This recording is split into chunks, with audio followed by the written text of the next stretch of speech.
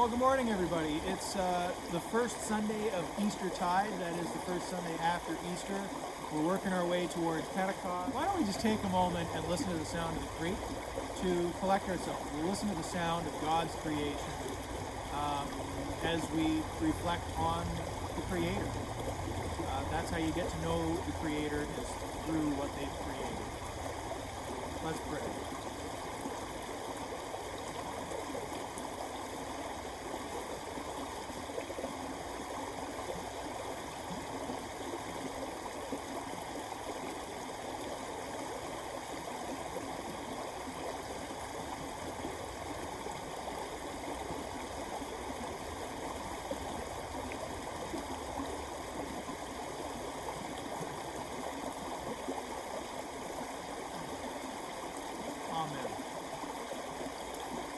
So doubting Thomas.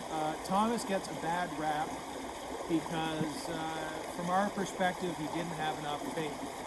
And that makes a lot of sense from our perspective because we don't get to physically see Jesus. That was a privilege that only the disciples got. And we've got this sort of bit in this story of the Holy Spirit being breathed into the disciples from Jesus. The first time, it'll happen again in Acts. But we've got this idea of the disciples having the Holy Spirit breathed into them. They're sort of being commissioned for their ministry. And I think that's a bit of a recognition of the fact that these are the people that got to see the resurrected Jesus. They're the only people that got to see the resurrected Jesus. And for everybody else, it would be harder. And it is hard. The resurrection is something that's hard to wrap our heads around. God is something that's hard to wrap our heads around. And intentionally so, I think. God is just bigger than we can imagine.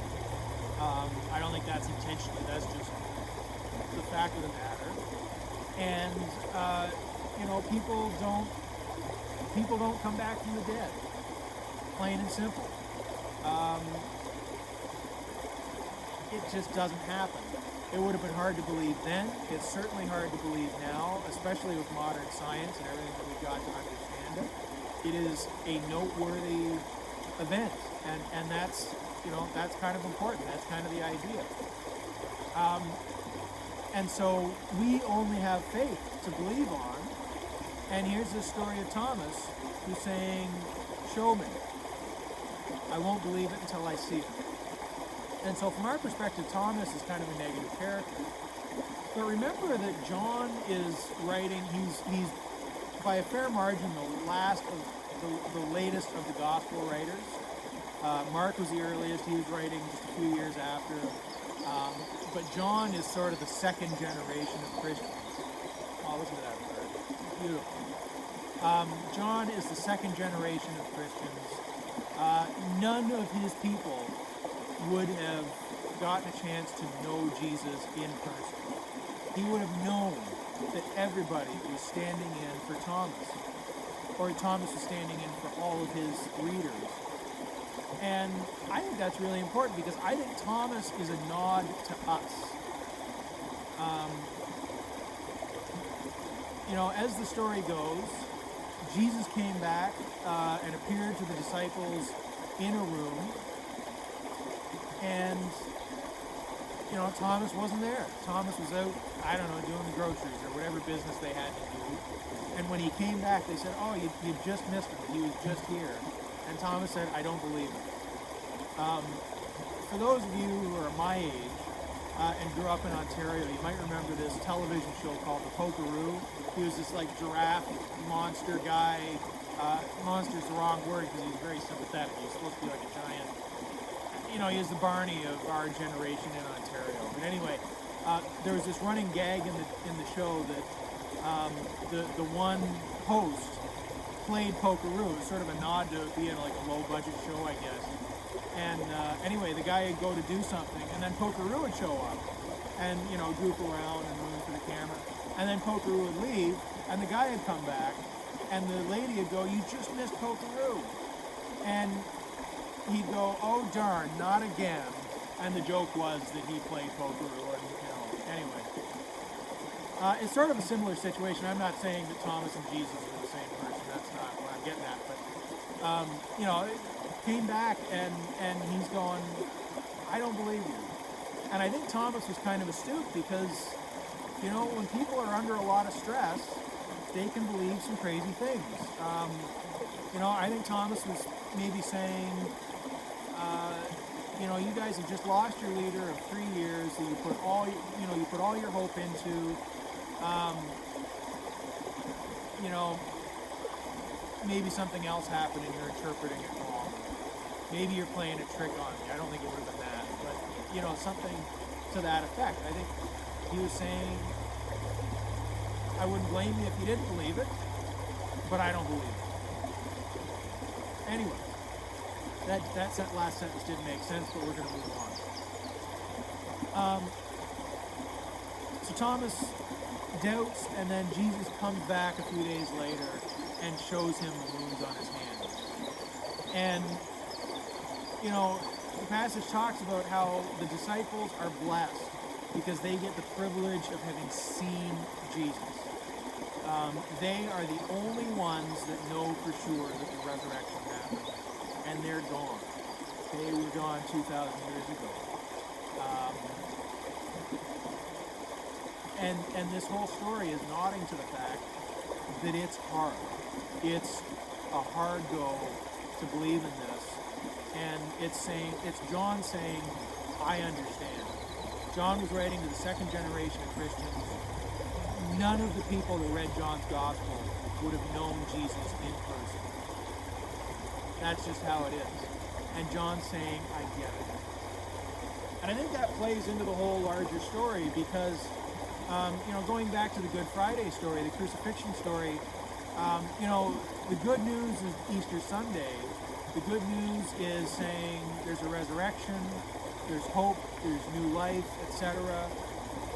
But I think the gospel message is actually on Good Friday. The gospel message is saying, here's this vision for true peace and true justice, the way God defines it, not the way people define it, which is an important distinction. And so we get to it by a very different route than people will get to it. Jesus did not fight for peace like we tend to do. Jesus absorbed the injustice so that everybody could see it. He absorbed the injustice and did not add to the injustice. And everybody that was party to that whole situation could see what had happened. He sort of anyway. And it worked because we're still talking about it 2,000 years later all over the world. It did what it was supposed to do. And the rumor is that Pilate's wife was a believer. Like, it did what it needed to do.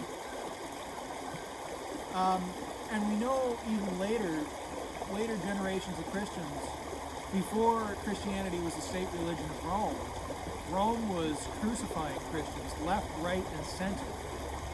Everybody was dying for the cause. Because Rome did a lot of good things, but they did it through negative methods. They kept peace with an iron fist. And so Rome was kind of a good place to live, but it was a bad place to live too. Like, they were crucifying people. It was bad. And so what was happening was they were crucifying all these Christians en masse, and everybody around them that was watching this was going, holy moly, what are these Christians willing to die for? How important is their message to them? I better go check it out. And people were flocking to the religion like crazy and joining. So Rome stopped killing Christians. That's why Rome stopped killing Christians. Change was made, and Rome actually became Christianity became the state religion of Rome. I'm not sure that was the best thing to happen, and I've got opinions on that. But this is how the story goes. It works. The problem is Good Friday on its own is just an incredibly heavy burden that very few of us are strong enough to carry. We need that assurance that we're not sacrificing ourselves in vain. We need that assurance that there's more to life than death, that good is stronger than evil. That's what Sunday is about. Friday gives us the model. Easter Sunday tells us this is why it works. And it says you don't have to be as strong as Jesus. You can be you and still go to your cross, which is just tremendously powerful if you think about it. None of us are as strong as Jesus. We're all different strengths, and different strengths in different places. And the Easter message is saying God can use everybody, regardless of who you are, regardless of your strength, etc. God can use all things. That's what it's about. And this story is nodding to that. This story is saying, here's Thomas, who couldn't believe it on faith. Here's Thomas, who, he needed the proof. And Jesus gave it to him. That's the good news of this story, is that Jesus came and said, okay, you need to see my wounds, here's my wounds. And the fact that John is telling us that story, I think, it says that John knows it says that God knows it. This is hard. But I think it also tells us, we're not going to be like Thomas and have the luxury of Jesus just waltzing in and saying, here. We know that Jesus hasn't been here physically in 2,000 years. He hasn't walked among us. He's been among us in different ways through the stories of him and the Holy Spirit and these kind of things. But he hasn't physically been with us for 2,000 years. And so we need something. And we don't get physical Jesus. But I do think that if we are open like Thomas was, I do think we get to feel God's presence in the way that we need. And what I'm very conscious, I don't want to make people feel bad if they have not felt that presence. Because in my experience, God gives you that pat on the back when you need it. But generally, God has set things up the way God sees fit. So it's not in God's interest to disrupt the balance. I think that we get to feel God's presence when we're open to it, because I think we can't ignore God, and when we need it. And so I think what the call in this story is to just simply be open, try and be open to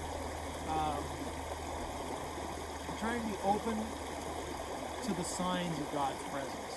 And in my experience, it's different for everybody. For me, and I'm not a particularly mystical guy, but for me, when I've really needed it, there's just been this hand on my shoulder, like a powerful hand, and this sense that everything's going to be okay. And then it is. I know it's different for everybody. The stories I've heard over the years, it's different for everybody. And I think this story calls us to say, okay, if we're like Thomas, what is our sign? What is the thing we need? And then to just be open to it. And I don't think we should necessarily like look for it, because then we'll see it everywhere in places where it might not actually be. But just to be receptive, I think, is what it's calling us to do. Thomas didn't say, no, I don't believe it. Thomas said, I'll believe it when I see it. And he got that sign. And it's a nod to the fact that, sometimes that's what we need.